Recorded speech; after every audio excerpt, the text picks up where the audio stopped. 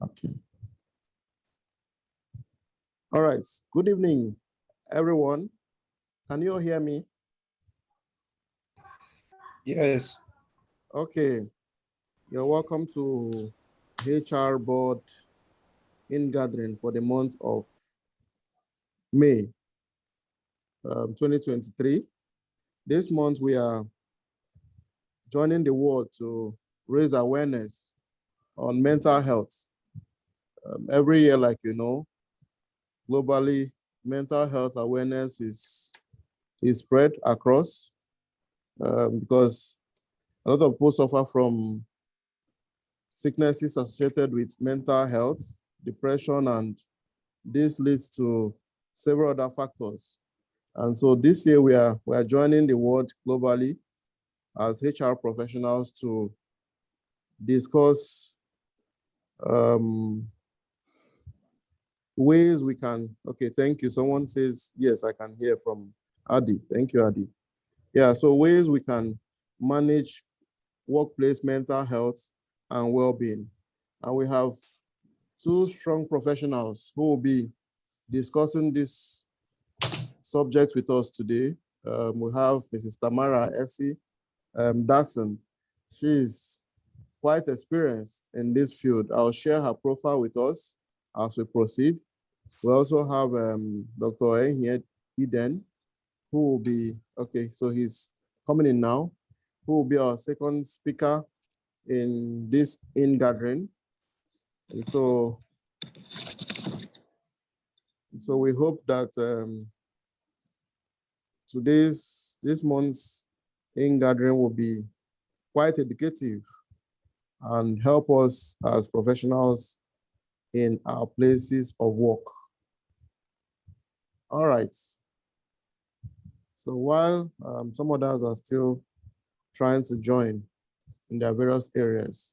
Okay, so I'll go ahead and, okay, a few others are coming in. Mr. Awa Moses is joining us. Chidima is here. Okay, great.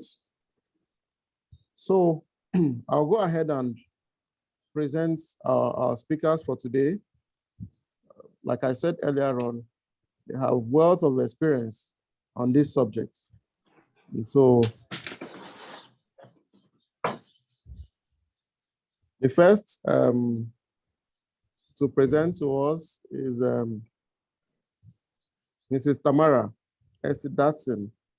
So she is a licensed professional clinical health psychologist, registered with Ghana Psychological Council.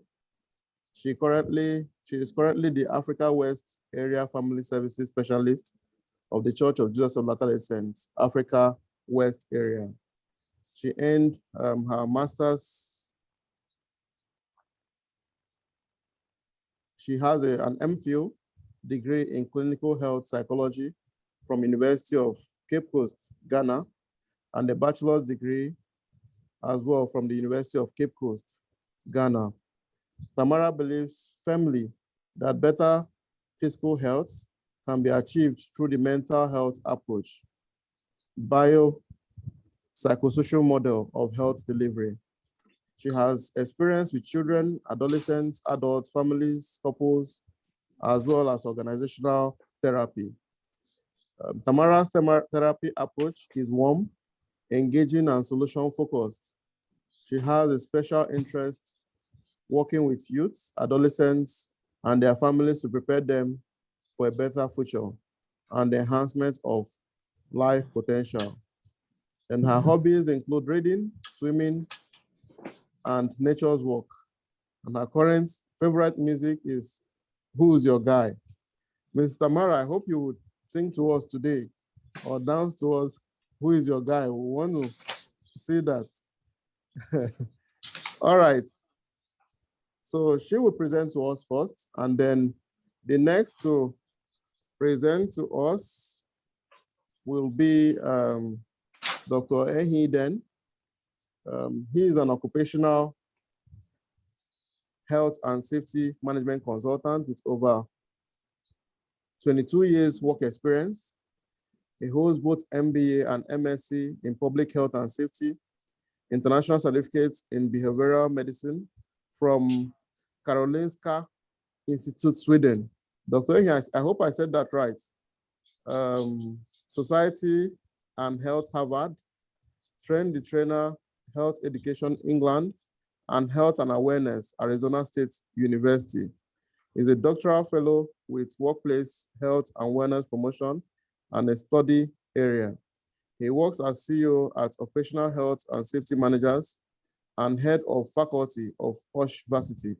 And he is a mental health ambassador and a member external review group of World Health Organization on Mental Health at Workplace. He's a member of Occupational Health and Safety Expert Group to African Union and President Osh Africa. All right, ladies and gentlemen, it is going to be an interesting evening as we listen to these professionals share their wealth of knowledge from their different backgrounds. Okay, more of our guests are still coming in. Evenings are busy times for Lagosians and Nigerians, even Ghanaians as well. So I hope that some will be able to join even as they travel back home from work.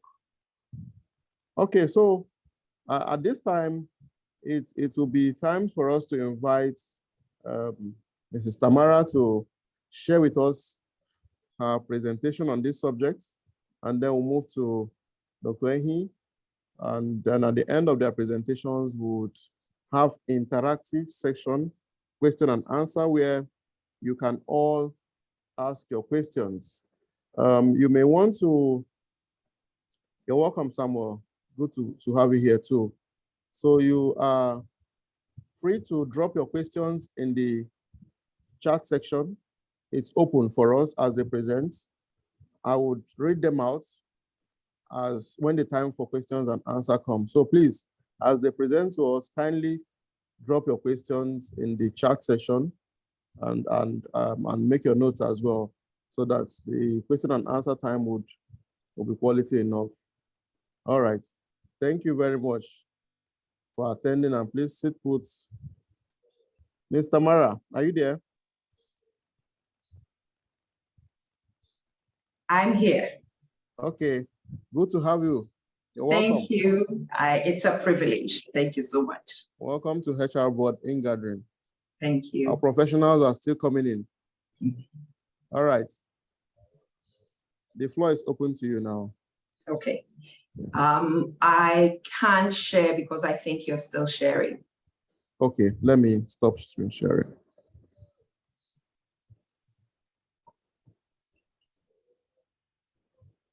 All right. This is great. Okay.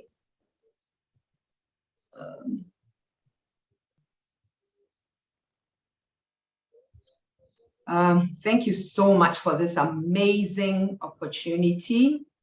It's a pleasure to be here with you all. And I hope that by the time we're done, we will all have a few ideas on how we can develop personal resilience. As I go on, you understand why my focus is on developing personal resilience. So kindly take some notes and participate in this. I know that we will finish presenting before the questions come in, so I would look forward to your part of the participation. Now, what usually brings about workplace stress? A wealth of research has gone into this, and some of the points that have been made are that requirements of a role and the support that is available, usually they don't really match. So you would have a role that requires you to do a couple of things, but then the support that you would receive in the workplace would not make that possible. Longer working hours, job insecurity, limited support from management, low salary, excessive and tiring commutes, increasing work demands, and unrealistic deadlines. So these are all things that can cause workplace stresses. I'm sure if I were to ask if we can raise our hands, anyone here who has experienced more than 2 or 3 of these, we would have every single person do that. And now, this same body of research says that there are ways that have been, there are ways that we can use in building or promoting well-being at the workplace. And some of these include building better work cultures. And it was really exciting reading what it meant by building better work cultures. And I'm glad that I have the HR board here. So some of these are installing restrooms and areas. And these restrooms and areas should provide nice selection of teas and refreshments and things for people that work in the organization. And I found that very interesting to ask how many of us have this in our workplace. Some of that said promoting working from home ideas. That was great during the COVID era, but now we're expected to be back at work and working from the office. Subsidizing employee tuition and providing time off for classes. So all these will build a better work culture, make employees feel special by giving them the day off on their birthday. This is amazing. And so if this happens in your workplace, kindly let me know, because I would want to work there. Now, the second one says increasing awareness on mental health. And some of the points under that were reducing stigma about mental health throughout the organization, speaking openly about mental health and including formal trainings to management and supervisors, and then training supervisors to support staff that are recovering from mental illness. I think this will be a part of what we are doing, because some of you here, or most of us here, are in positions where we will be working with people that may experience some mental health issues. And then the third one says early intervention. Talks about employee assistance programs, and then talks about providing peer support groups in our areas. On paper, all of these sound amazing, but let's be, realistic with ourselves. How many of us can boldly say that in our places of work, this is going to be very easy? We can walk into HR and say, create a room for us where if I'm feeling tired, I can just go and sit down and have some snacks and relax and then go back to work. I haven't seen that in a lot of places. So I chose to focus on the third one, building personal resilience. And let's talk about resilience. What is resilience? It has been described as having the capacity to bounce back from both overwhelming positive and negative adversity or changes, such as increased responsibility, Luthans and Youssef, 2004. And so I love the fact that it says you bounce back from both positive and negative adversity. Adversities are not always negative. There are sometimes that you're promoted into a position and you feel overwhelmed because you think, oh my goodness, am I going to excel here? And the pressures of it might make you experience some negative feelings. We define resilience in an organizational setting as the ability to remain task-focused, productive, and connected to the organizational mission whilst experiencing tough times. What I love about this quote is that the tough times are not being removed. The stressful situations are not being removed. So building resilience doesn't mean that you are going to go through life without facing any challenges. What it says is that regardless of these challenges, how you can remain task-focused, productive, and connected to the organizational mission. Now ask yourself, am I personally resilient? What will make you know whether you're personally resilient or not? Do you have the ability to handle challenges when you face challenges? Do you know what is in your control and what is not in your control?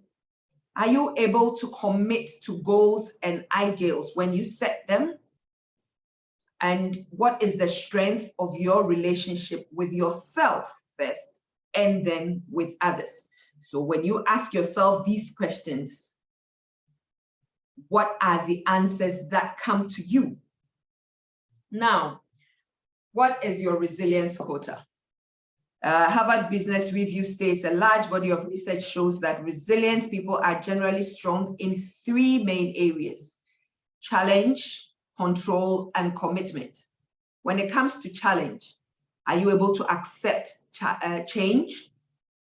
Are you able to realize that change is normal and that when change comes, you're able to flow with it? Are you able to be in control of things that happen to you? Are you always pointing fingers at others that they are the cause of things that happen to you? Are you able to take responsibility for things that happen in your life? Are you able to be intrinsic in motivating yourself to do things, or do you need others to always do that for you? Now, when it comes to commitment, are you engaged with the world around you? Are you just focused on work, home? Do you have other avenues? Do you have other things that you do in life that brings you totality in life? Now, how do you work on becoming more resilient? You do this by turning difficult events to your advantage.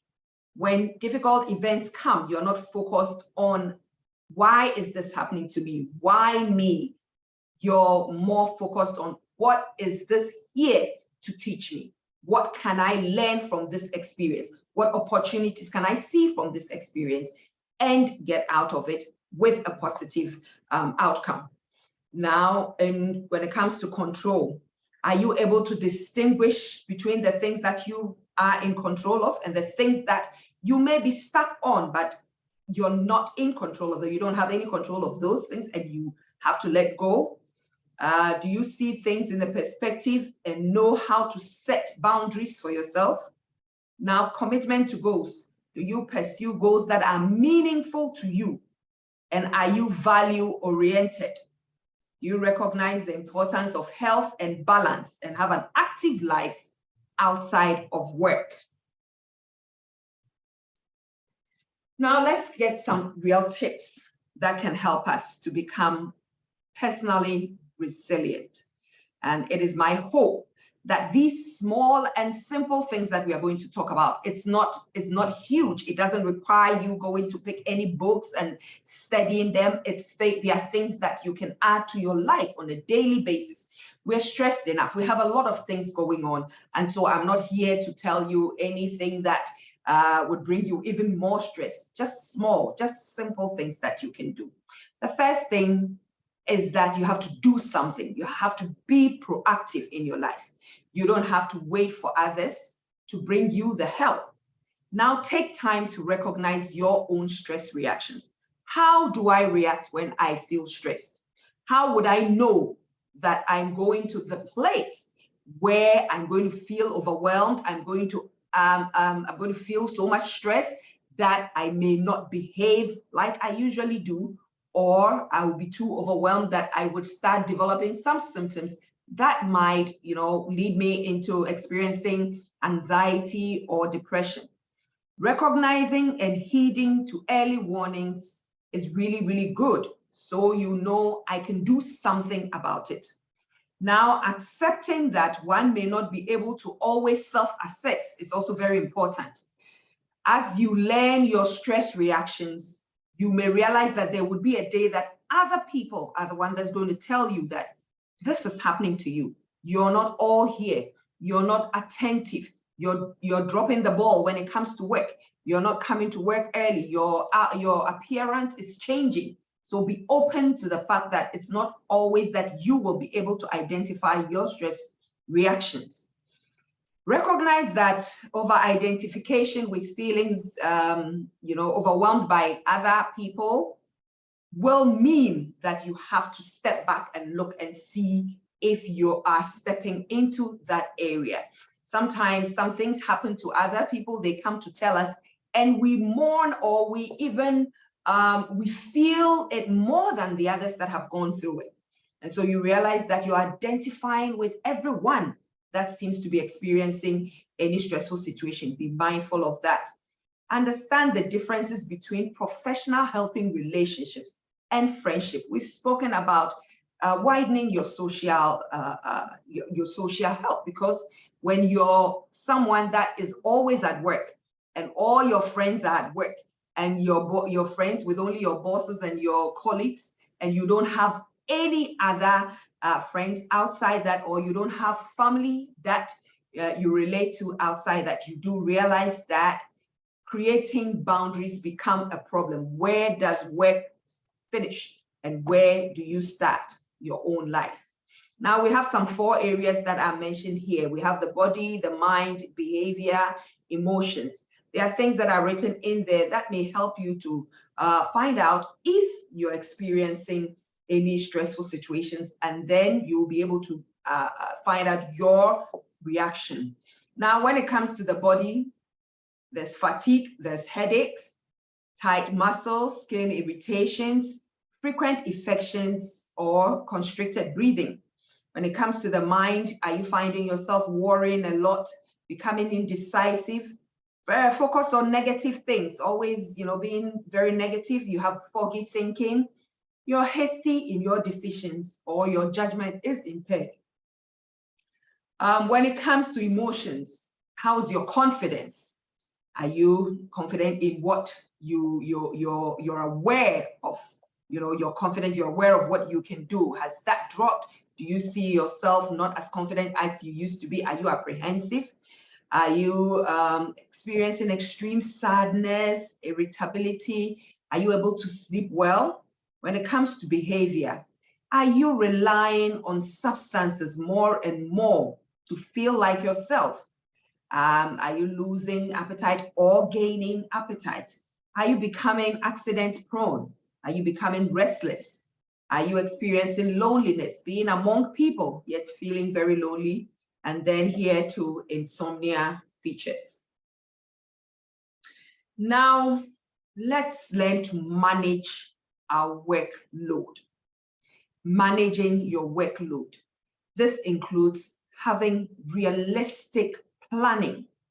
There are a lot of things that we find ourselves that we want to do. We want things to happen in our lives. Sometimes these plans that we make are so unrealistic, and because we are not able to achieve those plans, we're thrown off, and then we find ourselves experiencing different emotional health challenges. Let's learn to be realistic in our planning. Waiting is very important. It's not everything that happens when we want them to happen. Be value focused in setting goals. Do not just focus on the end goal, but the journey as well. There's so many things that happen during the journey that you will learn from. And so I have a little story about a gentleman that was traveling to a fair with 2 children. And then the one child was sitting at the left, one child sitting at the right, and then they were going. The child sitting at the left kept looking outside, admiring the trees, looking at the vegetation, different streams that he's never seen before, and mentioning them. Oh wow, what a beautiful color! What a wonderful dog! I've never seen a dog like this. The other child kept asking, "Are we there yet? Are we there yet? Are we there yet?" And so, in the middle of the them going, the car develops a problem. They are not able to travel. They have to turn back after working on the car. Now, these 2 people, one is extremely mad and disappointed because they never achieved their goal. The other learned a lot of things, was able to see different animals, different vegetation, different trees. They was value focused and not just goal focused. In managing your workload, be mindful of the fact that you may not always achieve that end game, but what is in the middle? What is there for you to learn? What are you going to take with you? Now, balanced lifestyle, very, very important in developing resilience, nutritious food, and staying hydrated. When it comes to nutritious food, as busy people, we find ourselves, relying more and more on fast foods, relying more and more on grab and goes. We need to be mindful of that. We need to be mindful of ourselves, and then create be mindful in choosing to have good nutritious meals and staying hydrated. In our part of the world, because of the sun, it helps us a lot. But sometimes we find ourselves that there are a lot of people that would rather drink, some minerals as opposed to drinking water. So please, let's be mindful of that. Make sure you have adequate sleep. It is said that you do need 8 hours every night. I don't know how many of us that can boast of that, but please make sure that any time that you find the opportunity to rest, you take that rest. Physical exercise, very, very important. You have to be moving all the time. Even if you find yourself in the office, you make sure that you do some work, you walk around a little bit, you come back, you do some work, you walk around a little bit, you go and engage your friends. Just be moving around more often than just being stagnant in one place. Connection with primary social supports. It's been repeating itself because we are now moving into the kind of world where people are just, their family, their wives, kids, and then that's it. We've moved away from having external families. We've moved away from having family friends and moving and doing things together to just concentrating on ourselves or just going to work and coming home. So please be mindful of that and create other connections, real connection, not online connections, real connections, physical connections that you can have conversations, you can exchange ideas, and you can have a different view on things, And so some stress reduction strategies that we can also employ: deep breathing, gentle stretching, meditation, washing of face and hands often. Washing of hands can be very therapeutic if you know how to do it well.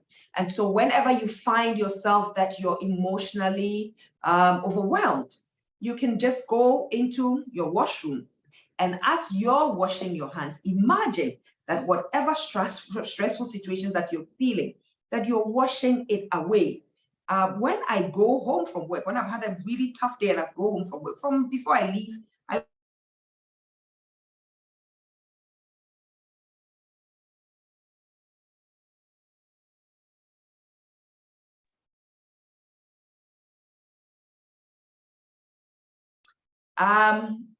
was I muted, please?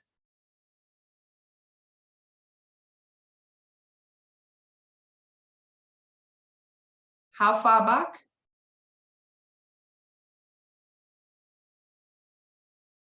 Can someone tell me if I can just continue, or I was muted a while back? You may continue. Okay, all right, okay. And so I just asked, bring me a bowl of water.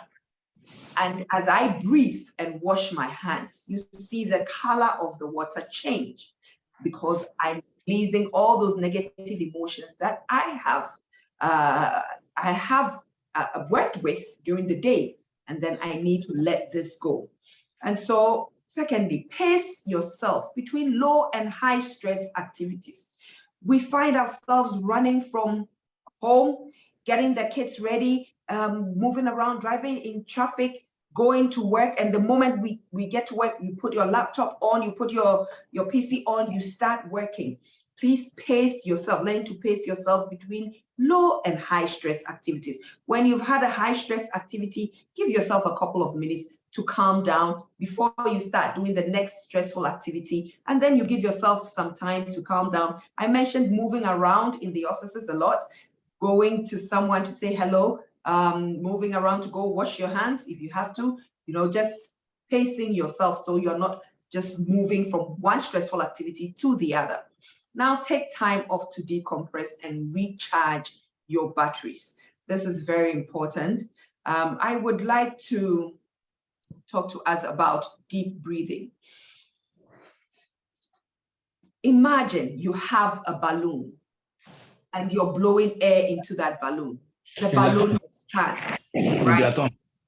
Now, when we are asked to breathe in, most of us here would quickly do, and then push our tummies in, lift our shoulders, and then you hear the strength that we use in breathing in. That is the breath that we take, just stays in our lungs. That is what we use to move around.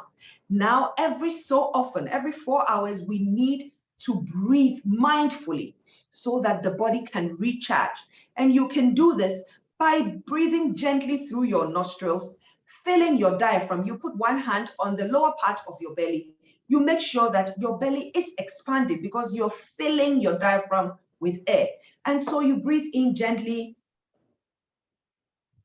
fill your diaphragm, and then you breathe out through your lips gently as though you were blowing a candle and you don't want the candle to go off. And so as gently as that, you would see that there was no,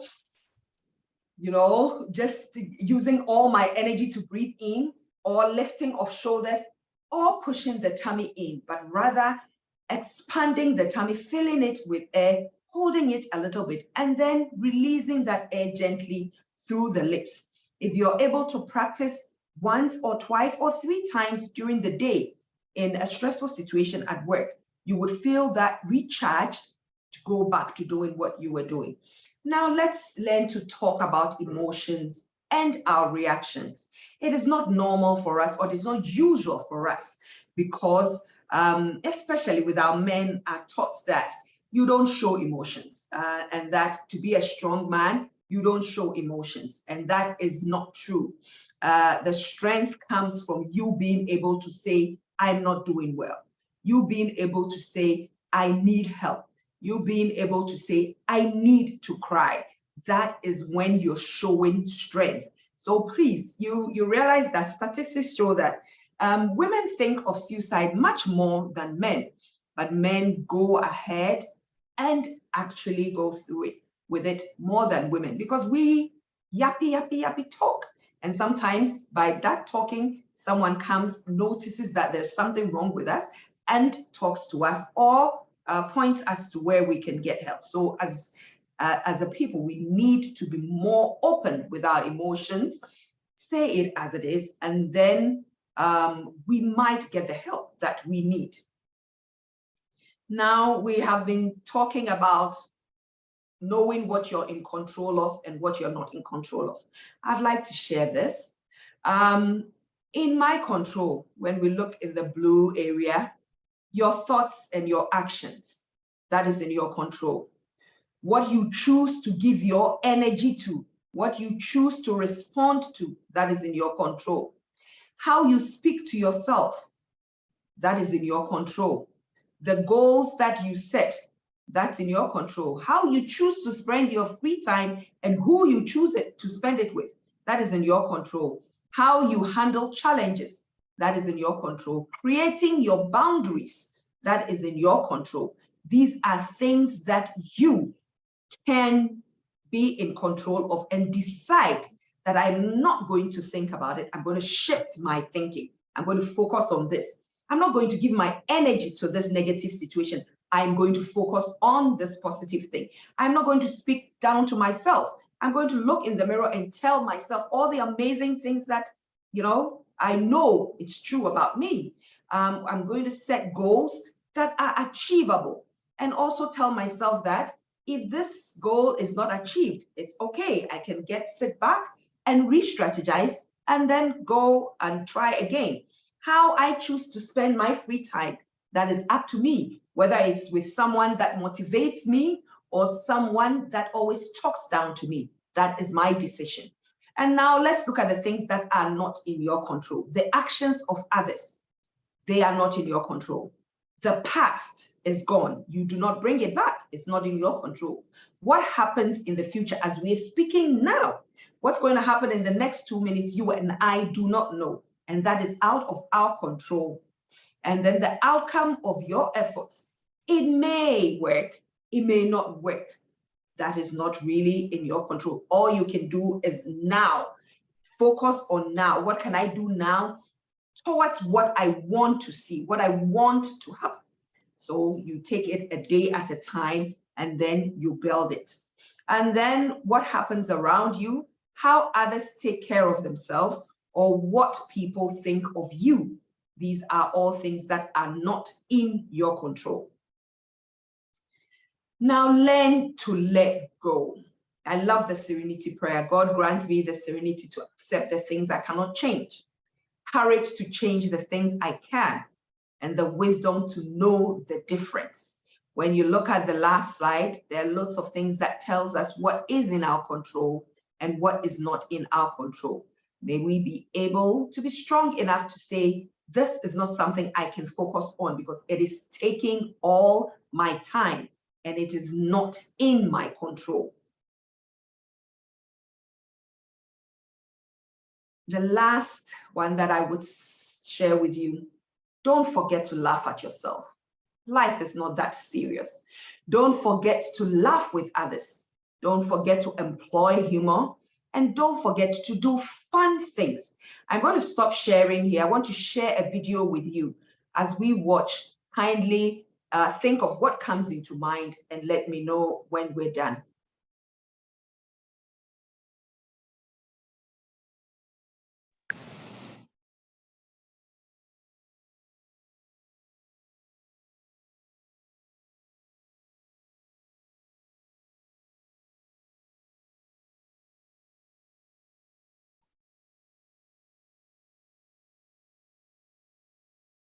One minute, I had it opened. It's closed again.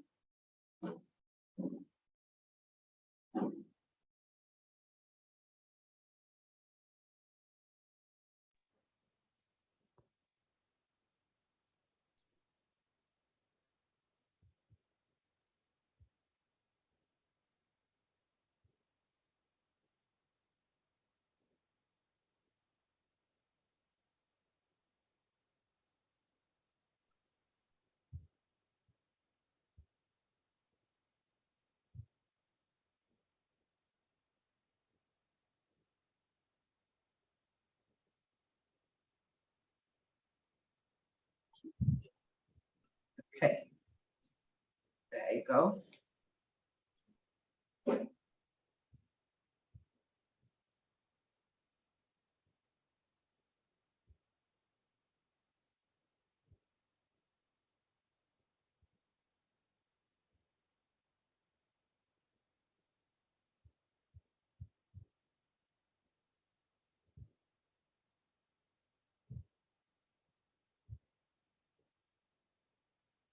Can you enable the audio? Oh, Yeah, we can't hear the sound. Is it possible?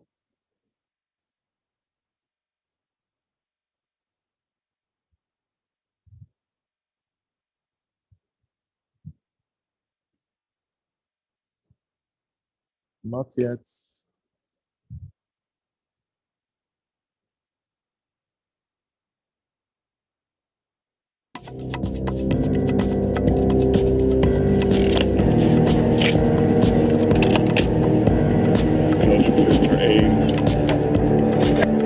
Stand by. Action.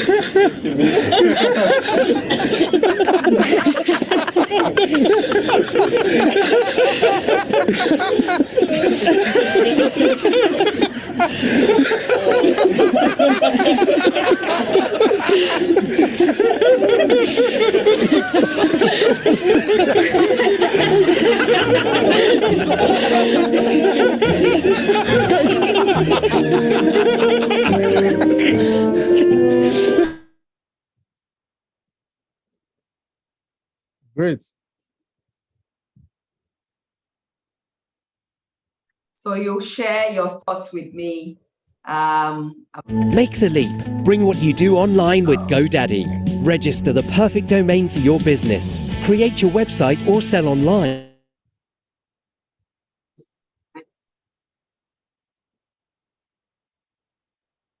Okay, so you can unmute and share and speak to her.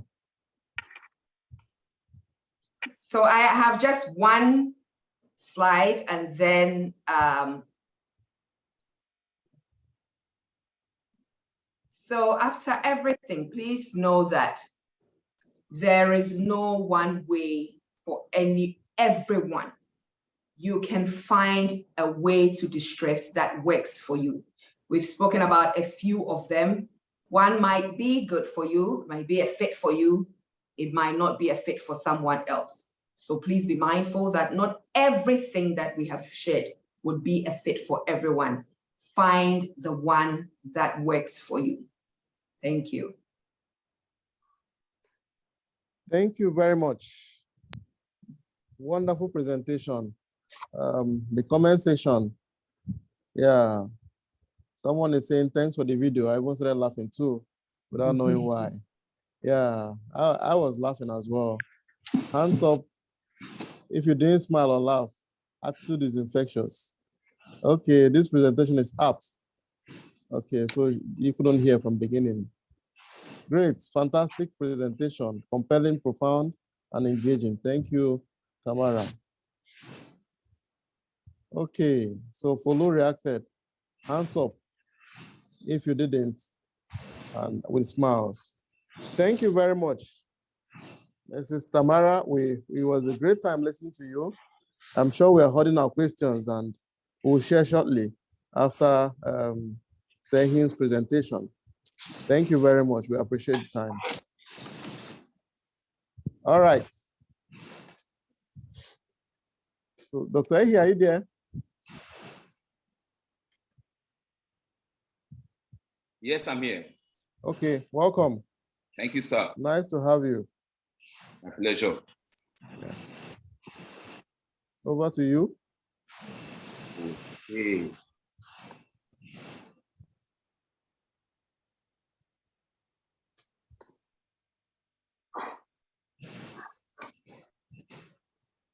Trying to put the screen now. Okay.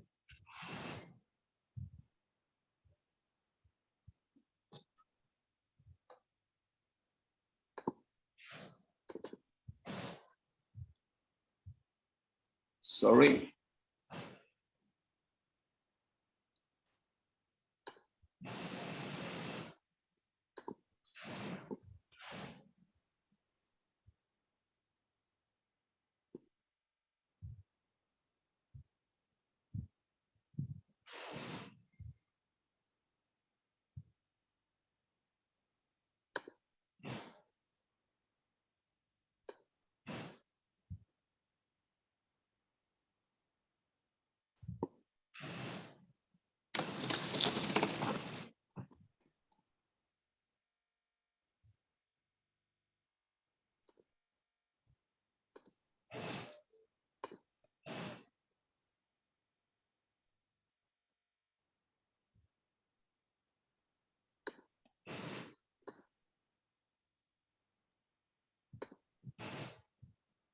I can't seem to see permission to share. Okay. I think you're a host. Okay, let me make you a host.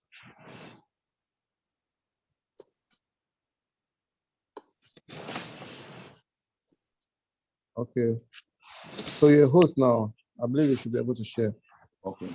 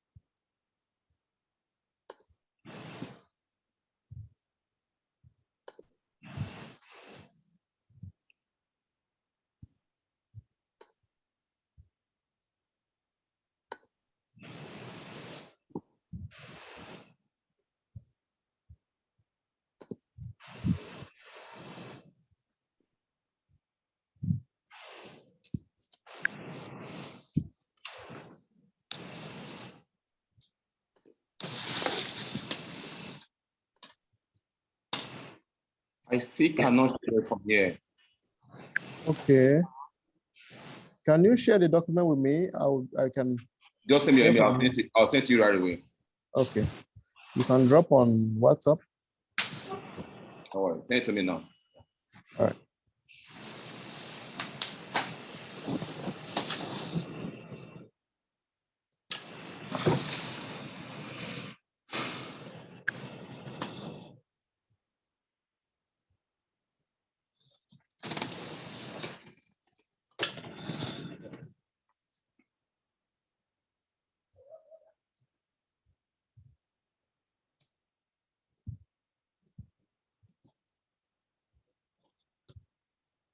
All right, so the comments are still coming.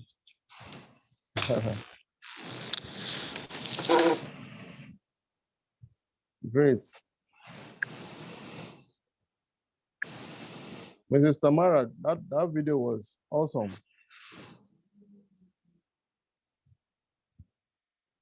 I guess we were all laughing from our seats.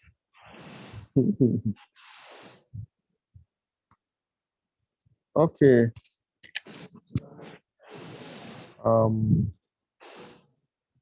Yeah, coming.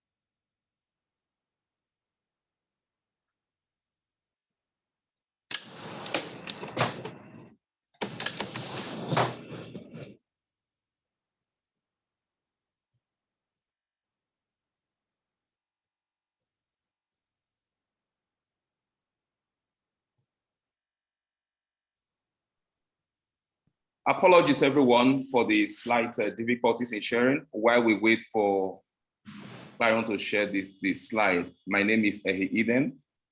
I'm an occupational health and safety consultant, and I'll be speaking to you on mental health and well-being, but I'll be looking at it from the perspective of workplace.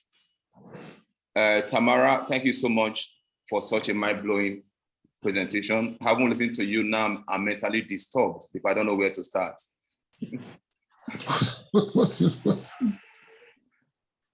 So I'll be looking at a few things. Have you seen it, Clarion? I'll be looking at a few things surrounding workplace mental health. Why we must take it easy on ourselves in the time that we are in. It is easy to pretend that we are not pressured, we are not stressed. But the good news is we work in a continuously pressured environment. The workplace was not as pressured as it is now about 15, 20 years ago. And it will even be more pressured as we go into the future based on the elements that are clear in the future of work. When we all begin to work with robots and artificial intelligence becomes the order of the day, we will have more pressured workplace to work in. But one thing I want to establish here is that mental health does not know color, does not know age, does not know creed, belief, or even status. Mental health affects the old as much as it affects even the young. It affects the poor as much as it affects the high and the mighty. I mean, we are all aware that a number of celebrities that we know that some have committed suicide, some ended up in mental people asylum, If money could save them, it could prevent mental health, those people won't have been battling with the issue as it concerns mental health. So that tells us that mental health does not know status. So it comes when it wants to come, and it affects everyone, anywhere, anytime, as it so desires. Our studies have said that the world that we live in, 1 in 4 persons are bound to go down mental health issue sometime in their lifetime. But the truth is, how are we going to avoid this? Whether we're able to avoid it or not is not the issue. When it happens, we have to know what to do, how to seek help. In our workplaces, mental health has become an issue that it looks like juju. Nobody touches it, nobody talks about it. But the truth is that the more we keep silent and mute, treat mental health as something that is sacred in the workplace, something that must not be talked about, is kept under wrap, mental health becomes an increasing burden in our workplace. Firstly, we have to see how we can destigmatize mental health and every issues that surrounds mental health. What's the easiest way to go about the destigmatization is to first start looking at mental health like we look at every other physical illnesses. We can talk about malaria, we can talk about typhoid, we can talk about headache, but nobody talks about mental. It looks like it's an issue that must not be talked about. But while we go into the future, we need leadership commitment in terms of mental health. You have to start from the leader. Let the leader share his mental health story. Let people listen. And let's open up every hidden thing as it concerns mental health. And this is just the way to go. My colleague earlier on spoke about the burden of workload. Yes, we have burden of workload. The truth is that it's not going to be even lesser than it is now. As we go into the future, workload is going to be more than we have it today, where people will have to work with robots, where people will have to work at the speed of machines.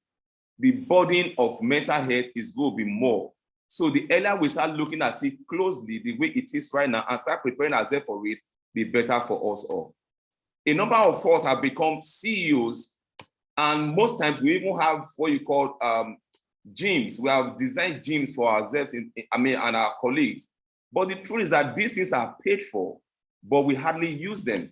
What we have just done is that we make this thing to enrich those that set them up.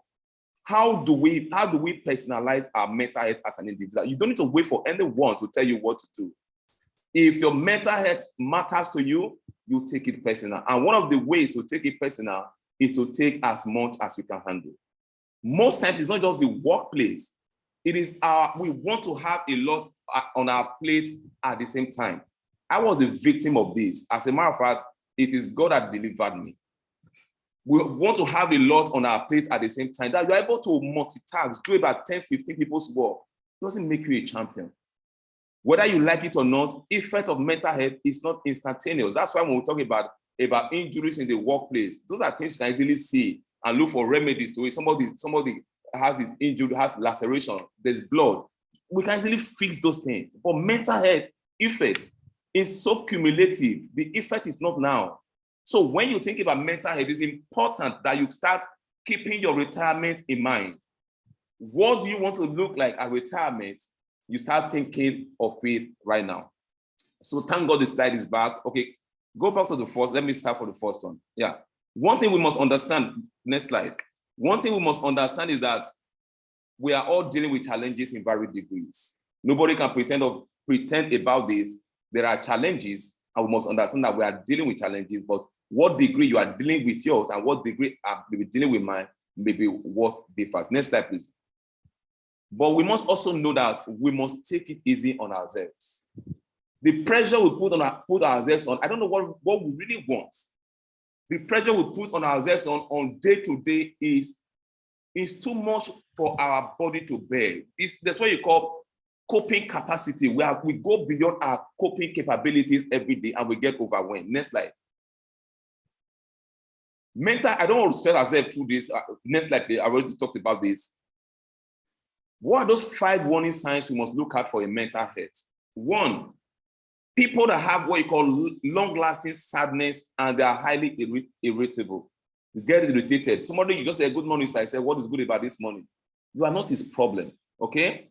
Extremely high and low mood.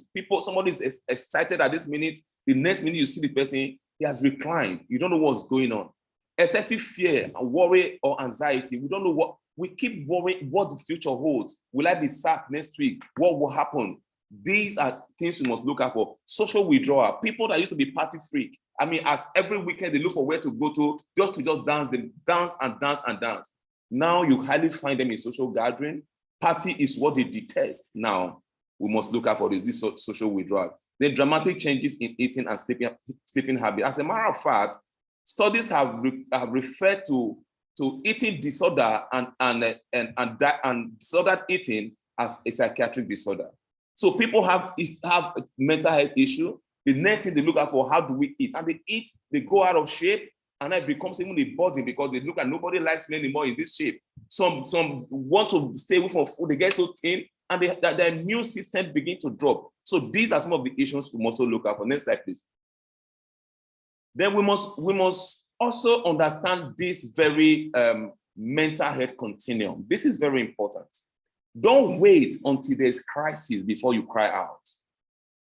When you start feeling a little unsettled, please look for who you can talk to. Most time we wait till we enter struggling and in crisis before we start looking for who to help. Even those of us who work, look out for our colleagues. Don't wait till they become so bad and cry. Even they don't cry out, look out for those changes I just mentioned earlier on. When help comes early for those that are struggling with mental health conditions, their outcomes become better and the outcomes comes out faster. Next slide, please. The choice we make, and I'm happy that still click on it. Yeah, the choice we make. I'm happy that Tamara spoke on this a while ago. People, we may have collective eating points in the office, but understand that our body physiology differs so greatly. Don't say because you see Tamara eating 4 slices of bread and 2 cups of beverage drink in the morning, that becomes your choice.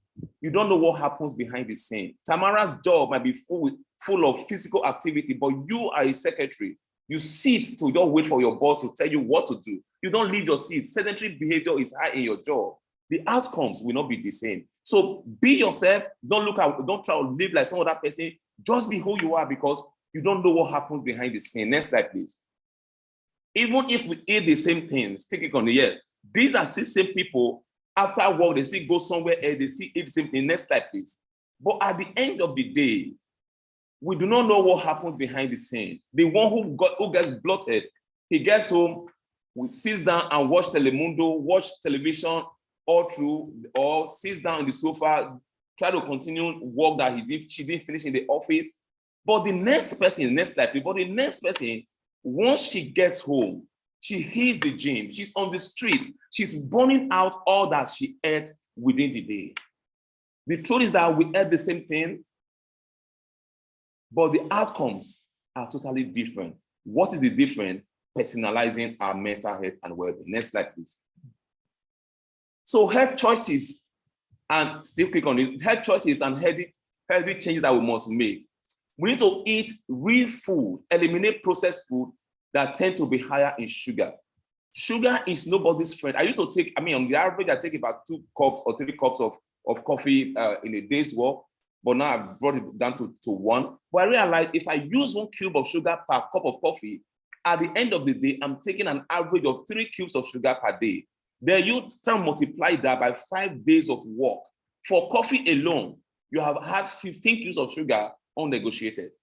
So understand that you need to keep an eye on this. Choose balanced diet, things that are balanced. Most times, one thing we must understand is that we just have to look for what is balanced for us to eat. Sitting down and eating a bowl of food until you see the name of the person of the company that made that plate is no longer in vogue. Eat until you no longer feel hungry. That's what eating is all about. Don't eat even when you're served the entire food. Don't eat until you finish that entire food. Eat until you are no longer feeling hungry. Why? Because hunger is physiological demand for food. Your body is demanding for food and you need to feed it in. And once that hunger stops, leave the food alone. That it was a bowl of pounded jam and the soup that you like or your favorite doesn't mean that you must eat until you're almost dead. Eat when you are hungry and be mindful of the quantity. Be dedicated, determined, and disciplined, and allow mistakes. Even when you make mistakes and in your plan, don't criticize yourself. It's very important. If you can, also keep journaling, write down things that you eat. You're able to refer to what you ate within the day. Next slide, please, my brother. Yes, this food all looks so good, but take your eyes off it. If the ones that are colorful, make your plate colorful and make your cup plain. What do I mean? Drink water, leave beverage drinks alone. It's not healthy for you. The place should be colorful and the cups should become plain. If there's nothing you can remember in this session, please write it down. Make my plate colorful. Make my cup to become plain. Live with that. That should be a plan. Next slide. You know, most times we are CEOs and we feel too tough and we spend all our life, all our time pursuing money and everything. But so many people spend their head gaining wealth and they have to spend their wealth to regain their health. You have spent all your life pursuing money. Now you are retired. You have all the money. Now you don't have health. The money that was paid to you, that you spent all your life, all your health getting, you are not spending the money to look for health. I mean, this should be something that we'll keep in mind, and it should not be how we end up. Next slide. Good job. You did a good job within the year because your health allowed it. So don't trivialize it. Your health is an integral part of whatsoever you become. You got promoted, you achieved a lot. Your health allowed it. So we must not trivialize it. Health is like money. We never have a true idea of its value until we lose it. Next slide. We must also understand that when you have the time, now you have the time, you have the money, but now you are dealing with other issues that you didn't take care of at the time you had the opportunity. First, I had time, but no money. Then I have money, but no time. Finally, I had the time and money, but no head to make use of my wealth. This is so profound, and you need to keep it in mind. Next slide. You need to create a healthy workplace. A healthy workplace is very important. A workplace that is where workers and managers actively contribute to the working environment by promoting and protecting the health, safety, and well-being of the workers. If you are not a manager today, you'll be a manager someday. But remember, when you retire or when you walk down the street about 15, 20 years to come, and you see someone that you managed, and you look at how the person turned out 6 years after retirement, will you be proud that you did a great job? Or you will regret that there were actions you took that were never right for that person, that turned the person to what he is today? That's something you must keep in mind. Next slide, please. Things we must know, I said that earlier on, mental health, still click on it. It affects everyone, whether you are a child, but at some point in your lifetime, mental health issues are bound to come. Next slide, please. What we must know, our working environment has changed. I mentioned that earlier on. We spend more working hours at workplace now than it was years ago. Our parents, they come back from work as early as 2, 3 o'clock latest, but now it's not the case that we have right now. So increasing technology expansion and globalization are some of the key factors that are driving this competitiveness and is putting burden on workers. The heat comes from the board to the CEO. CEOs will not hold the heat alone. CEO will distill the heat to everyone. But what we must think about right now is that, next slide, we must think about mental health should not just be what we discuss among workers. Mental health conversation must start from the board. It's very important. The average work hour has increased since 1970s, while leisure time has decreased by 37%, according to Harris Post survey in 1999.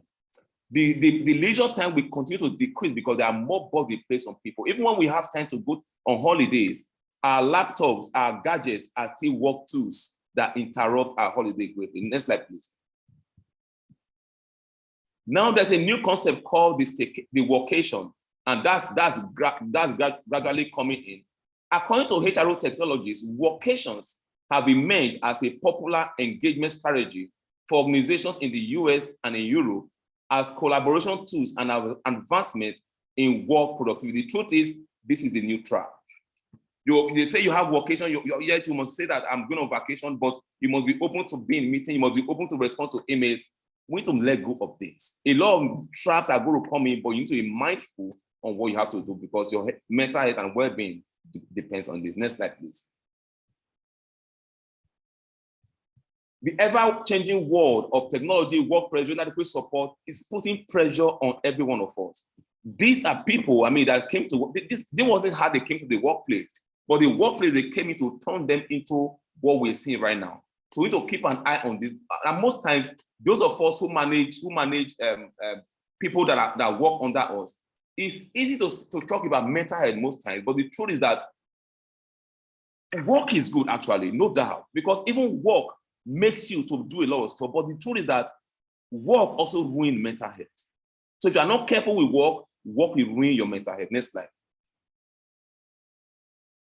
Next slide, please. Let's flip through this. Let's flip through this. A lot happens under our supervision. I speak to people who are managers right now. We do not support them, and employees are looking for who to talk to, and no one has that time.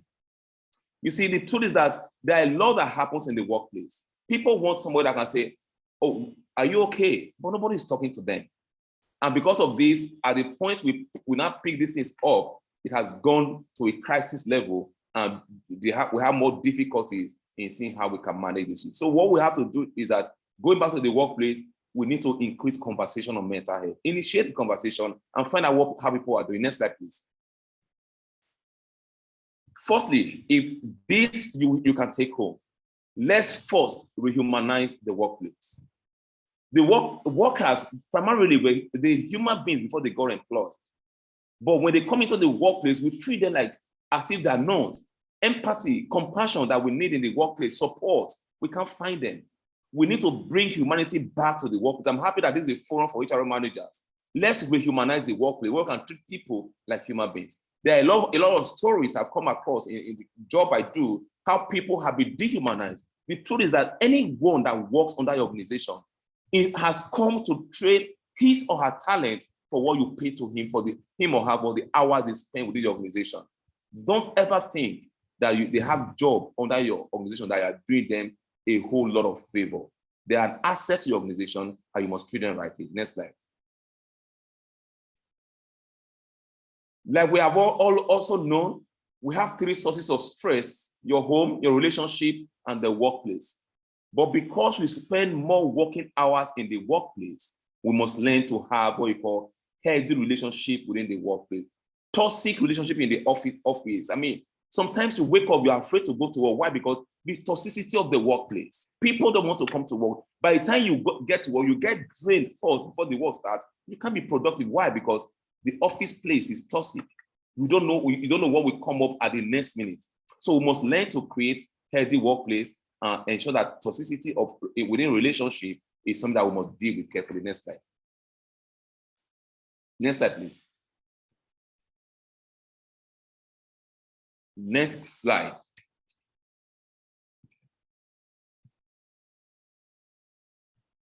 Next slide, please. It seems to be frozen. So in doing this,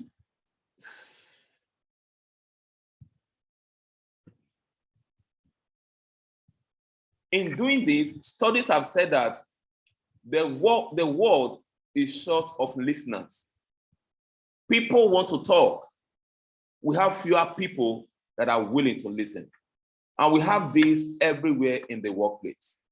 So we have to see how we can initiate conversation in the workplace. Give that latitude for people to express themselves. Next slide, please, to express themselves. And learn to create that culture where we can all communicate. Next slide, please. This slide just talks about the number of hours we spend in the workplace. Next slide, please. People can only talk to people that they trust. You must first know your people, and your people must have trust in you for them to be able to communicate with you. This was why I talked about rehumanizing the workplace. And I appeal to HRO professionals that are here today. We need to get back the confidence of our employees. I mean, sometimes we get people queried. Sometimes people take suspension because we didn't even know what they were going through, only for you to find out about 4 or 5 months after that, at the time that this guy was suspended from work, because he couldn't meet his demand, he was battling a divorce case. How will you feel if this was what you did? But it would have been better if we found out what was really going on with the person before we take such actions. Next slide, please. Like I said earlier on, the world is short of listeners, and people only listen to people that who they believe that can trust them. And it's important that we get this going on. The turning point could be for someone noticing I needed help. And that's the first point. That could just be turning point. The mental health also has a lot to do with sleep. How many of sleep are you getting? You must improve your mental health. Are you really getting enough sleep? If we do a survey right now, we ask how many people get 7 hours of sleep in this place, you find that we're not up to 30%. Sleep has become an essential commodity. We must get sleep, because when you sleep, the neurons within your brain, they rest so that they can go through a healing process and process you for the next day's activities. Next slide, please. And we are not able to sleep, circadian rhythm set in, because the next day, you find out that the sleep you owe during the night, the circadian rhythm comes into the day with you, and that you start having micro sleep when you see it. There's one governor called Governor Wike, he does that a lot. Next slide, please. What is the effect of sleep inadequacy? Long-term consequences of inadequate sleep can lead to clinical depression, heart attack, obesity, and diabetes type 2, okay? Inadequate sleep impacts on your emotion and influences irrational behavior. You just behave irrationally for nothing, not for no reason you can pinpoint. Adequate sleep keeps organs healthy and regulates hormones. Inadequate sleep reduces immunity and makes you susceptible to infection. And even when those infections comes in, they last longer than they should have stayed. So understand that whichever way you look at it, any balance you put in, sleep is good for your health and your well-being. Next slide, please. Are you hot really? It's a question that you must ask yourself. Most times we are hot and we live in denial. Are you really hot? Next slide. And if you are hot really, you must admit it. And the person you must admit it to first is yourself. Take ownership of it. Admit it. Living in denial does not take out the hot, but admit to yourself that you are hot. Look at the mirror. Speak to that person you see in the mirror. Let the person know you are hot. After this, the next thing after speaking to yourself, you start looking for who to speak to on these issues. Next slide, please. We also have to learn how to manage our expectations. One of the things that gets us hot is expectation. We build our expectations around people. We build it so high. And when the people are not delivering as we trusted them that they would do, then we get hot and we start into a number of other things. Learn to manage your expectations. One of the formulas I use, don't expect anything from anybody. When it comes, let it be a surprise. That's a positive way to approach it. So manage your expectations. Don't believe that this person, if he can come up, no. Manage your expectation. Next slide, please. Because your expectation most times is what gets you hot.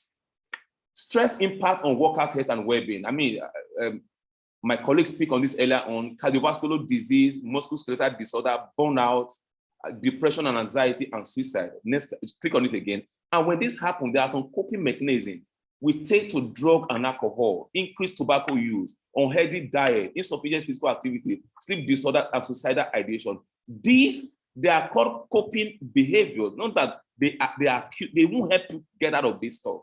They just use them to cope, but these are not the solutions. Next slide. Does stress really make us sick? Work overload causes stress. Stress causes depression. Depression causes ailments. In conclusion, these are put together, they definitely make us sick. So what we'll look out for is, how do we reduce work overload? Take as much as you can take.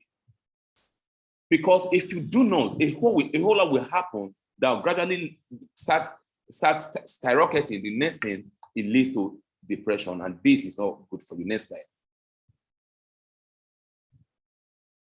You need to be physically active. Our workplace have become so sedentary, and that's how it has been designed: mechanized, automated, and highly sedentary workplace. But the antidote you have is to make your health and well-being personal by physically active. When you get physically active, I mean, it boosts your mind and body. It boosts your mind and body. I mean, when you work out or get physical, it releases a certain hormone called the endorphins, called the happy hormone. When you walk out, when you get physical activity, you release the happy hormone. This is good for you. Most of us, we take life too seriously. I mean, laughter is hardly found in people these days. But laughter has been seen as a non-pharmacological therapeutic element to mental health therapy. But most times, you become CEOs. You don't speak with anybody anymore. The more you frown, the more serious CEO you are. No, you are hurting yourself. Let's learn to smile. It's very important. Next slide, please. We need managers, not authoritarians. What we have in workplaces today are authority. We don't have dialogue anymore. We have monologue. We are giving instructions. We move after the instructions. No, we need to dialogue. Allow people to express themselves in the workplace. Dialogue is good, is healthy for workplace. But when you have authoritarian leaders, all they think about is how to make profit. How they want to make this profit is at the expense of mental health and well-being of people that were kept under his care. The truth is that it's good to post profits. But before you post that profit at the end of every year, ask yourself, how many people's employees' mental health did I ruin to post this profit? How many blood did I spill on the floor to get this profit? These are questions you must ask yourself. Next slide. You can see, according to Simple Health UK, 55% of employees say telling their manager about mental health issue will inhibit their career prospects. So they can't talk to anyone. So they have mental health, they choose to live with it because if they tell their manager, it will inhibit their prospect. They will not grow, promotion will not come. So that's why we must learn to open up the conversation on mental health within workplace. Next slide, please. Openly talking about mental health is good for mental health. Show extra friendship in opening up the conversation on mental health. You realize how many people want to talk. If you get to your workplace tomorrow, try and use this. Are you okay? Can we have a chat? You find out that just that simple, are you okay? Can we talk? The person comes to your office, chat begins. You find out that the person has been going through a lot within the workplace that nobody ever understood, but all we kept putting pressure on him on is profit. Next slide, please. But when you want to do the conversation, go with an open mind and don't be judgmental. Blame gaming, make people to hide all they were supposed to talk about. Next slide, please. Let's speak through this. We have to create what you call the C culture, the culture of compassion. Workplace has become one of the biggest stressors in people's life. We need to bring compassion back to the workplace. The C culture is very good. Let's be compassionate amongst people so that we can help them improve their mental health. Why help people improve their mental health? Your mental health is also getting improved. Next slide, please.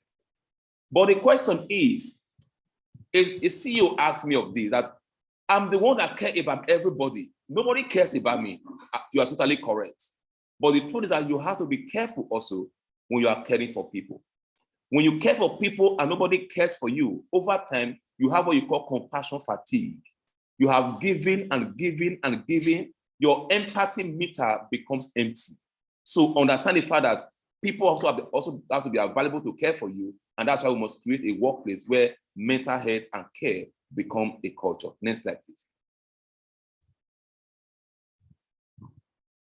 Next slide, please. We must also understand that workplace bullying is a critical issue that impacts negatively on mental health. But the truth is that people think when I slap someone in the office, that's when I know that I'm bullied. No, when you raise voice, when you look at somebody in a disgusting manner in the office, that's workplace bullying. And the present workplace bullying could cause depression, anxiety, and contribute to suicidal behavior amongst workers. So let's learn to liberalize our workplace and take this out of it. Next slide, please. Practical tools we need to support. We must develop what you call employee assistance program. This assistance program, people that have issue with, they can't sleep, they should be able to call, but if you have a helpline, able to call the 99. Let there be an assistance program that is available and it must be functional. Flexibility of work. I mean, we all thought we couldn't work from home. It was only to go to the office, but COVID-19 proved us all wrong. Let people work from home when they have to. Reasonable adjustments are changing. If somebody says, I want to take an extra 20 minutes out of my break time, I want to open my window to get fresh air, allow this thing to happen for the sake of employees' health and well-being. Next step, please. Have a conversation program. I mean, CEOs these days, I mean, modern day CEOs are not found on their executive chair. You become an armchair rocking CEOs. No, you have to walk around to know what goes on within the people that were kept in your care. You must have a conversion program. Find out what is going on within department, workplaces, walk around. Let them know that you care about them. Talk to them. What are you going through? Is there any way we can help? This is very crucial. Next slide. As we conclude, please note, rehumanizing the workplace is the first and very fundamental step towards employees' mental health and well-being. We must first understand that our employees, above everything, they were first human beings before they became employees. And according to poet Chukwumeriji, he said, there is no culture that is older than human culture. Treat employees as human beings and you will get the best you want out of them. On this note, ladies and gentlemen, I say thank you very much for listening. If there are questions, I'll be available to take them on. Thanks a lot. All right, thank you very much, Ehi, for the beautiful presentation. It's been mind-blowing listening to you and Tamara. I'm sure our guests have learned a lot. There are questions in the chat box. Let me quickly look at them and then, okay, so yeah, so they are saying thank you, thank you, thank you. All right, there was one question from Eric. Okay, I noted that down. This question dropped immediately after Tamara's presentation. He asked, knowing that our thoughts and emotions can affect our emotional resilience, this is to Tamara, what can we do to make ourselves more aware of our own thinking and emotions? I'll read again. Knowing that our thoughts and emotions can affect our emotional resilience, what can we do to make ourselves more aware of our own thinking and emotions? Okay, so this is one question I picked out.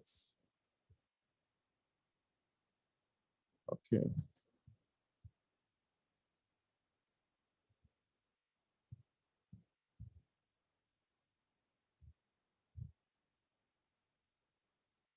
Can I respond to that now? Sure, you can.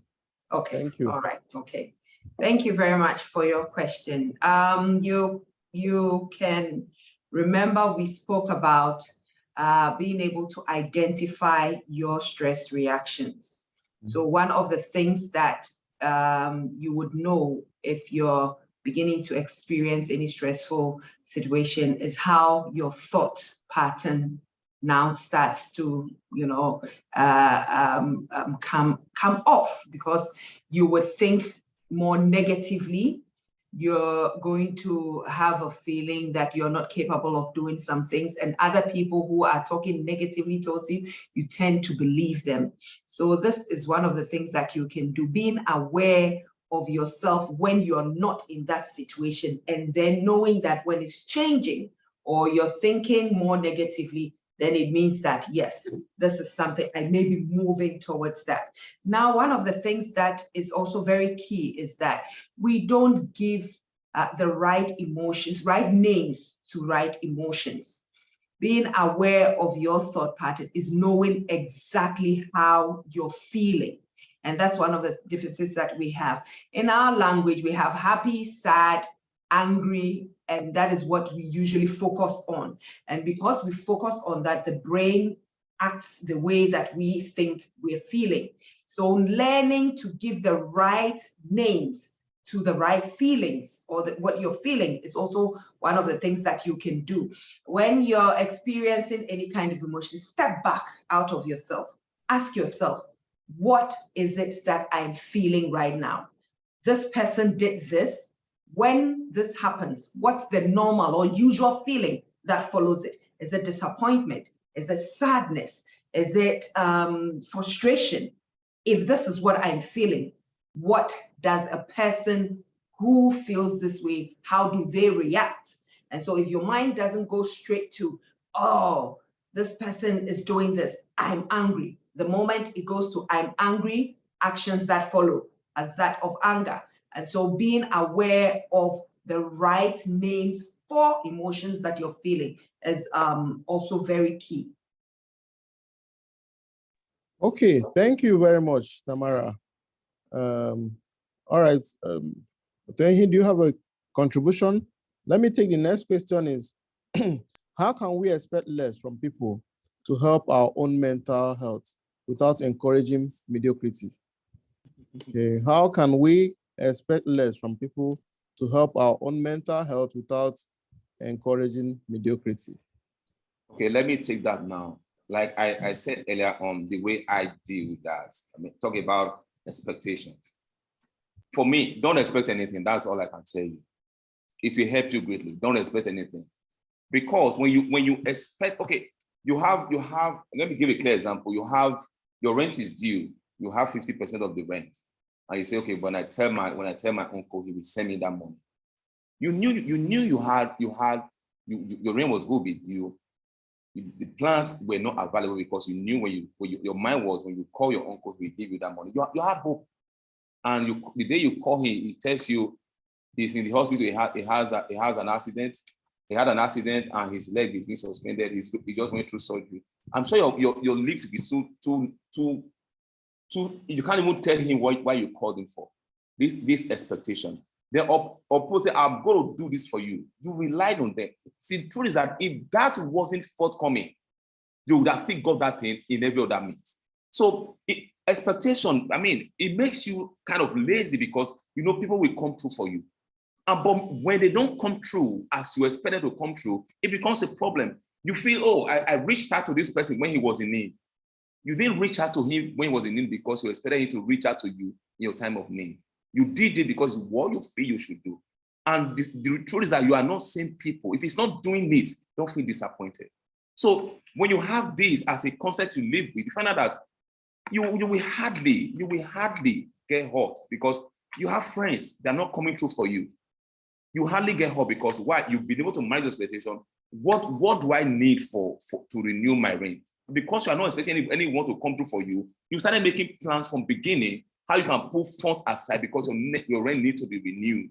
So, but when you put hope on people like this person, when he has similar issue, I came through for him, he will come through for me. Call him. He will tell you if you had called him last year, it would have been better. If you had called him last year, would have said maybe 2 years ago. So this is one of the ways, I mean, I feel I have used, and it helps you to keep going and so that you don't depend on people. It puts you to work and you're able to get things done without getting disappointed. This is my way to it. If I may add just a little bit to what my colleague has said and has answered wonderfully. Remember, we also mentioned that you have to be aware of what is in your control. And one of the main things are the actions and reactions of others. They are not in your control. You are only in control of what you are thinking, what you can do, what you are capable of doing. Now, if you think of it that way, that what people do is not really my fault, it's not something I can control. When they don't live up to your expectations, it's not as devastating as thinking that this is something I can control. I can make this person better. If I had done this better, maybe if I had spoken to him more politely, maybe if I had done this, maybe if I had done this. If you think in that way, and you know that what people decide to do, they're going to do it regardless. Sometimes it will go in your favor, other times it wouldn't. If you have that kind of thought, then people would disappoint. When they disappoint, do not forget to deal with the emotions. It's disappointing, yes. Accept the emotions. I'm disappointed. I'm not happy with what this person did.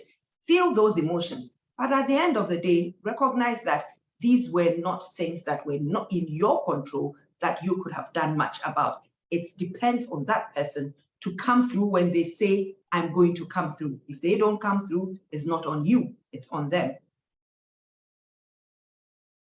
Okay, thank you very much. And that one says, can you share ideas, initiatives we can introduce to workplace to improve employees' well-being? Okay, thank you very much. That has to start from your corporate policy. I must say, you need to have a policy where employees' mental health and well-being must take root. But one thing that I realized in most of the workplace policies, we talk about safety and health, and we hardly look at the employee and employees' well-being and mental health are never in our corporate policy. We must see how we can take it back. But again, I must say that you hand people food, people have lunch to eat in the office at the expense of the employees. That's not well-being. But going back to that question, the first thing we must do is to see how we can create a culture that talks about health and well-being of employees.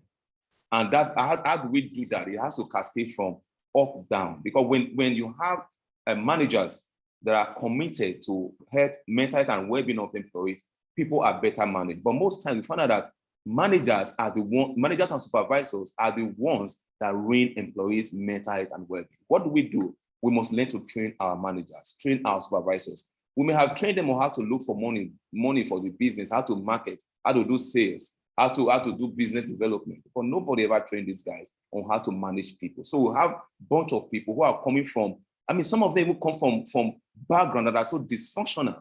And that's all that they know. And they just bring those things to the workplace. We need to train them into how we want it to behave, the tools we want it to use. And this is just the way to go about it. And again, you need to have what you call open conversation on mental health. And this again has to be flexible within the workplace. Most workplaces, to discuss mental health is like it's still stigma. You don't talk about it. But let's be able to have what you call, it could be a day, a week, or a day in a month that you can call a mental health day in your workplace. Design programs that speaks to employees' mental health and well-being. Create programs that can stimulate interaction, get people off their shape. It could be a game, something that you know is handy, simple things, simple innovative processes. It could be a game. You can say, okay, someone that gets this thing, as a matter of fact, he gets a voucher to receive free training. You see, everybody is active on it in the office, and somebody gets it and gets a reward. Bring forth what you call incentive and motivation for positive behavior that encourages mental health.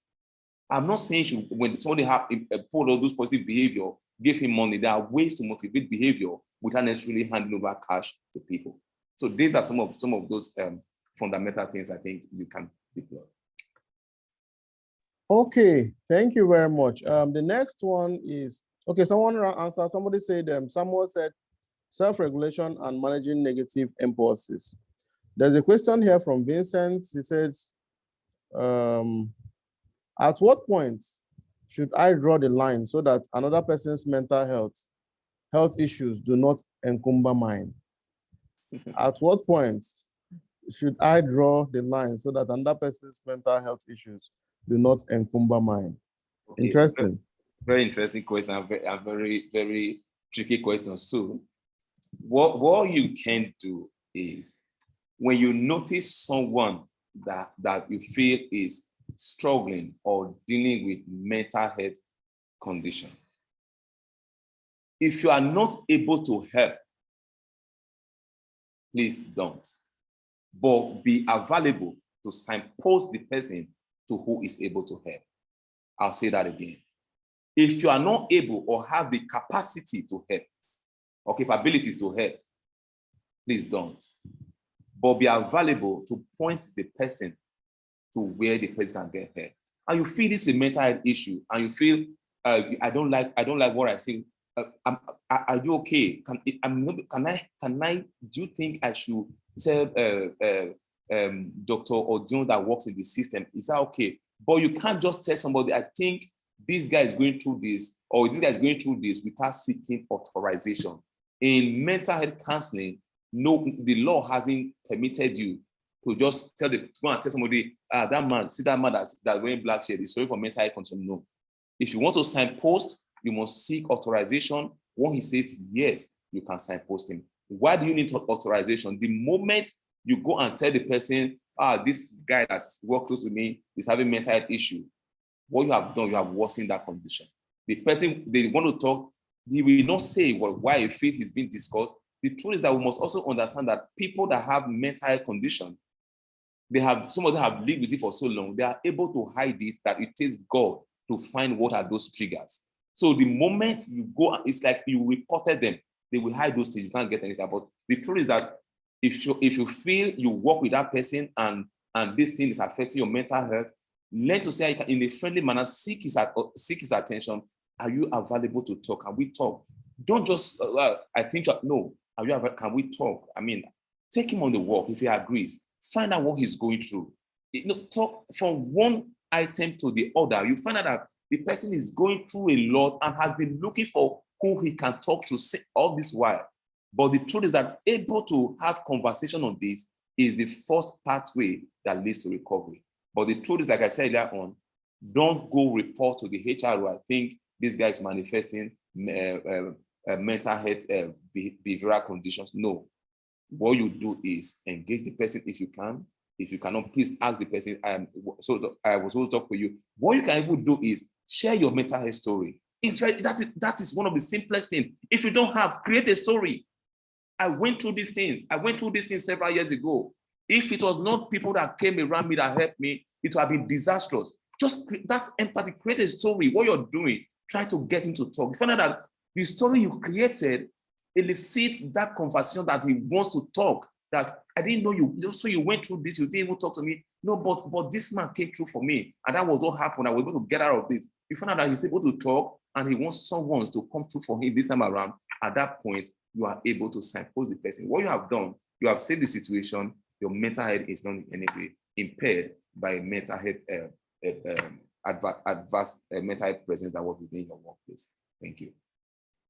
All right, thank you very much. There's a question from Evolve Edge Consult. He said he wants to speak. He prefers to speak instead of write. I'm trying to unmute you. Can you unmute yourself? And all right, good evening. Thank you very much. Good evening. Faron Tech Services. I want to say thank you to Mr. Ahi and Tamara. I never knew that mental health issues could be this serious, just as how Mr. Tamara told us at the beginning of the Zoom meeting. I want to paint a scenario, something that happened to me in the place I worked last year. I was a project manager, and then I had 2 project officers working under me, and those guys have been in the organization for a very long time. So the man felt that the owner of the organization, so the small private tech company, the man felt that maybe they were not meeting up to expectations. So he had to hire for people like us for like just 3 months, because there was somebody else managing another project. So when I came, he gave me 2 projects to manage, and I had 2 project officers working under me. But I found out that as time went on, there was so much expectations from me. You know, he was expecting so much from me, and he expected me also to be able to manage the expectations of those 2 guys working on them. They were both men. 2 of them were married. Let me just say that. But I found out that the one that was handling one of the projects was always finding faults in things that I do. He was like, this is not the way they do it. So he doesn't even talk to me. He goes to somebody else that was working there before me, that was put maybe like he was in charge of a quality service and or whatever it is. So at some point I started asking myself, if I am having so much intrusion, trying to meet up with this, the project has deadlines and we had to meet up. The work was overwhelming. And anytime this boss comes in, he's always on me. Even when he tells the other people go to him to go and say, this woman is not giving us opportunity to work, she's interfering. And meanwhile, I'm not interfering, I'm just trying to make sure we beat deadlines and everything. So and I found out that after some time, he started, hating on me. I don't know how to put it. But what I'm just trying to find out is that, because I found out at that particular point, I didn't even know I was having mental health issues. But what I found out was that after some time, he told them to terminate the contract was supposed to be for 3 months, but he told them to terminate it at the end of 2 months and everything. So I started asking myself, is it that I didn't do well? What is now my challenge? What's the problem? Despite all I put into this job. So I left there quite bitter. It's now that you guys are talking about this issue that I found out that I was really having some challenges in my mental health. So it was in that kind of situation, because like he said, workplaces are becoming more toxic. Workplaces are becoming more difficult. In that situation, what are we expected to do?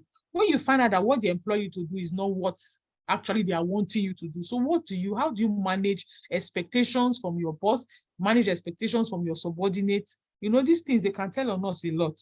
So that's and secondly, I just want to ask when you're having performance expectations from your subordinates, how do you go about it without you? Because Mr. Mara talked about things that are within your control and things that are out of your control. How do you go about managing all these issues with the two scenarios I've painted? Thank you very much. All right, thank you. Any help? Okay, so my colleague might probably share more light on this, but what I can say is that yes, there are people that can really drain our energies. We have to be very, very mindful of energies around us. There are people that you meet and for no reason, for nothing that you have done, you don't get along, and it's okay. You don't meet, your energies don't meet, and that is okay. And some people do not know how to handle that. And because they think that because our energies don't meet, it means that you are not up to standard, because it means that you are not doing well, it means that I can't work with you. They fight against that. When we started talking, and when I was giving my presentation and I spoke about what is in your control, one of the things was speaking to yourself. And this is positive self-affirmations, very, very powerful. These are you noticing what your strengths are and what you can do.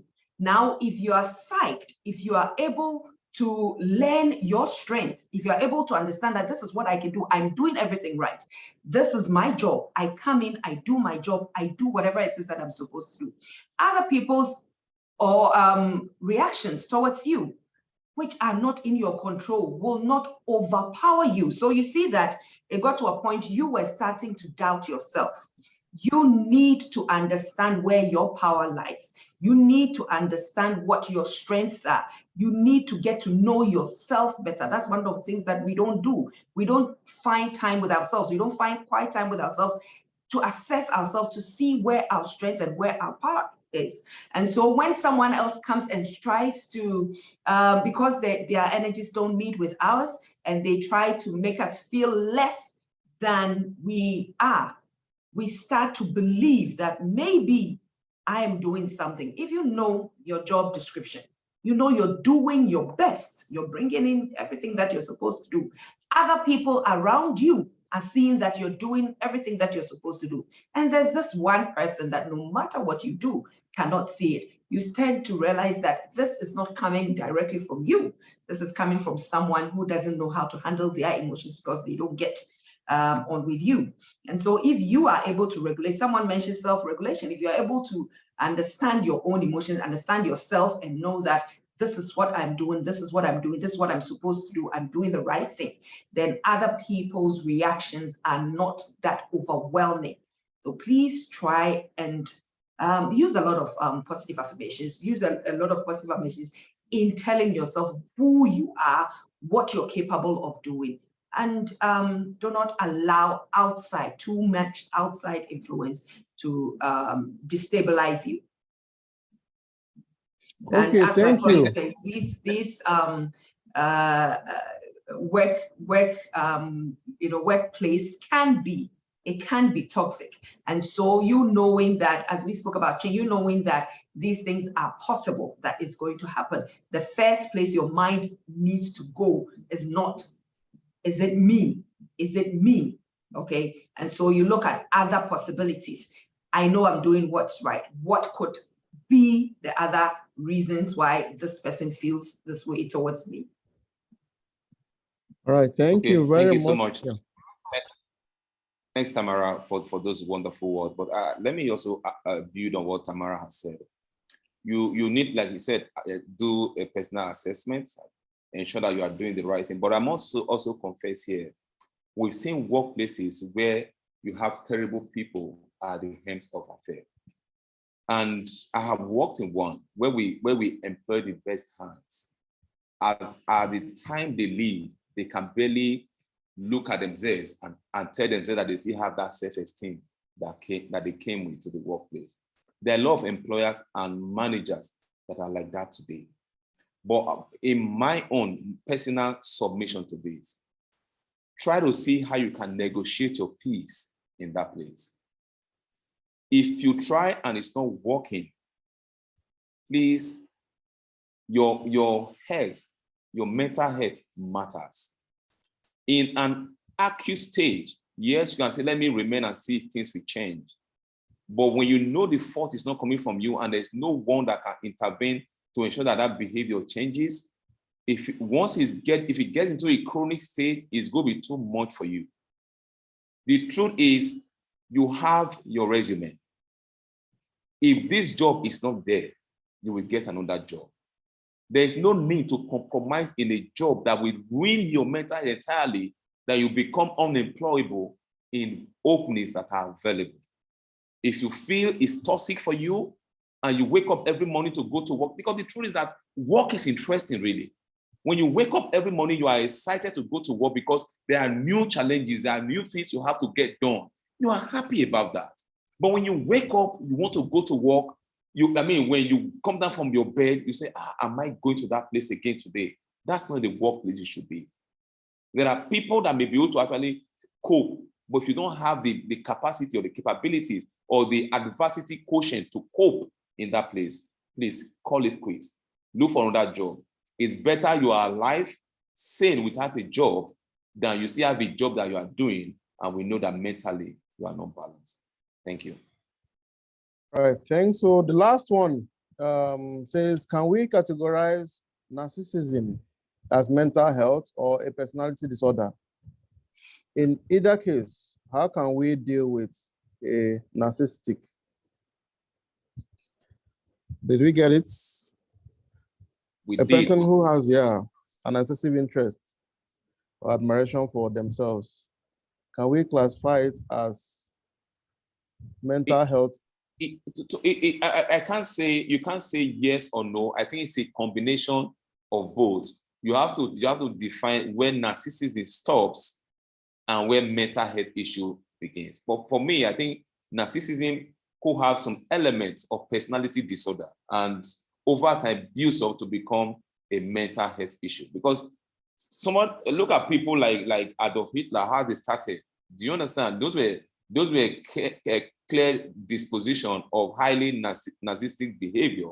But over time, these developed or migrated or grew or evolved into mental health issues. So it is difficult to have a clear line between narcissism and clear mental health malfunction. All right. Thank you very much. Special thank you to Tamara and Ehin for the great outpour of knowledge. I'm excited, and I feel that even though we can't hear from everybody, our guests are super enlightened and elevated as well. It's been wonderful celebrating this year's mental health awareness campaign with all of you in attendance. I'm sure that, although the questions are still in, but I think what we'll do is that we will drop this recording. Some of the questions that are coming in were discussed in the slides, so in the presentations earlier. So we'll post this and share the meeting links on our handles. So please, you can look at them, the HR board on Facebook, the HR board on Facebook, the HR board on LinkedIn as well. And you can follow and get these links. Thank you very much. Sorry, Claron, somebody's asking if you can just share the link on the chat box here so that they can easily pick it and take it from there. Okay. Let me see if I can pull that out.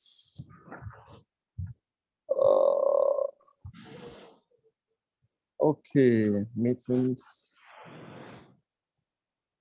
Yeah.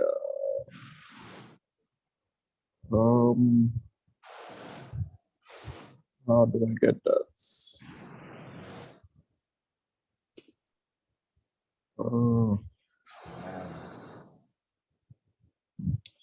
I don't think I can pull that out while the meeting is on. No problem. You can just maybe. Yeah. Okay. So I'll share it afterwards on the handles. Or better still, the person can reach me on WhatsApp directly, and I will send the ID. My WhatsApp line is I'm dropping directly to everyone. 0814648596. Okay. Okay, so that's So everyone, 08146485596. All right, so that's my WhatsApp number. You could just say hi. I'll share the link if you can pick them from our handles. Thank you very much for all coming. We really appreciate your time, the lessons we've learned. I hope that we'll all use them at our places of work to improve the welfare of those whom we serve. Thank you once more. I would unmute everyone at this time, and then we could say thank you and thank you for coming.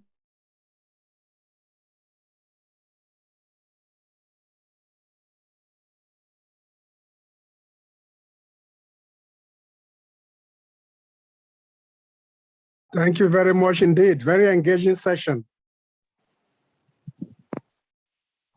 Thank you. Thank you. Thank you very much. I appreciate. Thank you for having me here, SARS and MAS. Very grateful to the organizers. It's quite loaded, and I highly appreciate. God bless you all.